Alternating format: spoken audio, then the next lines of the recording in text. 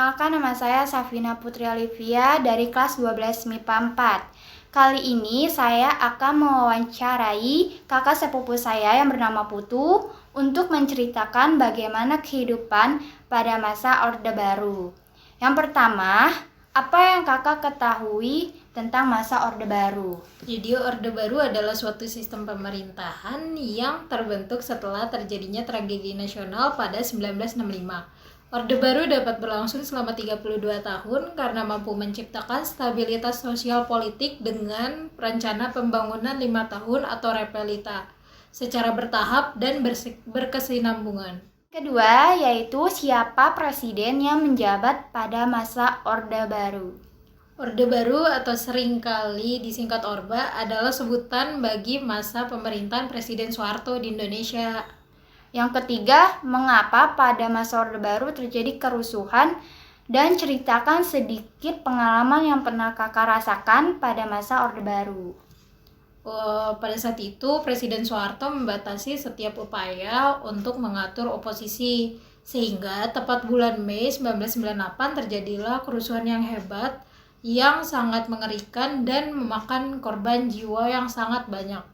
Pada saat itu, kerumunan massa yang marah tumpah ruah ke jalan, membakar dan menjarah sebagai wujud tuntutan karena tidak ada organisasi politik yang layak bagi orang-orang untuk melampiaskan rasa frustasi mereka yang hebat tentang ekonomi yang runtuh. Tanggal 21 Mei 1998, Soeharto menyerahkan kekuasaan kepada wakil presidennya Habibie. Pertanyaan keempat, bagaimana kebijakan politik dan ekonomi pada masa itu? Pada era Orde Baru, pemerintah mengeluarkan kebijakan politik itu menjadi dua, yaitu kebijakan politik dalam negeri dan luar negeri. Untuk contoh yang dalam negerinya itu pelaksanaan pemilu pada tahun 1971, penyederhanaan partai politik dan lain-lain. Sedangkan luar negeri, Indonesia menjadi anggota PBB. Untuk kebijakan ekonominya yaitu rencana pembangunan 5 tahun atau repelita. Pertanyaan kelima, menurut kakak apa saja dampak positif dan negatif pada masa Orde Baru? Untuk positifnya itu Indonesia berhasil mengubah status dari negara pengimpor beras menjadi bangsa yang bisa memenuhi kebutuhan beras sendiri.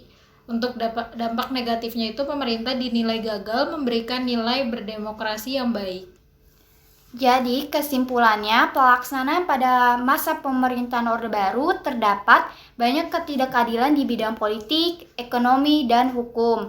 Pemerintahan Orde Baru yang dipimpin oleh Presiden Soeharto selama 32 tahun ternyata tidak konsisten dan konsekuensi terhadap awal munculnya Orde Baru, sehingga hal ini menimbulkan akses negatif, yaitu semakin jauh dari tekad awal Orde Baru tersebut yang akhirnya berbagai macam penyelewengan dilakukan, penyimpangan dari nilai-nilai Pancasila dan Undang-Undang 1945. Oke, baik. Cukup sekian yang dapat saya sampaikan. Terima kasih atas waktu yang kakak Putu berikan untuk sesi wawancara ini. Ada kala kurang dan lebih baik dari sikap maupun perkataan saya, mohon maaf yang sebesar-besarnya. Terima kasih.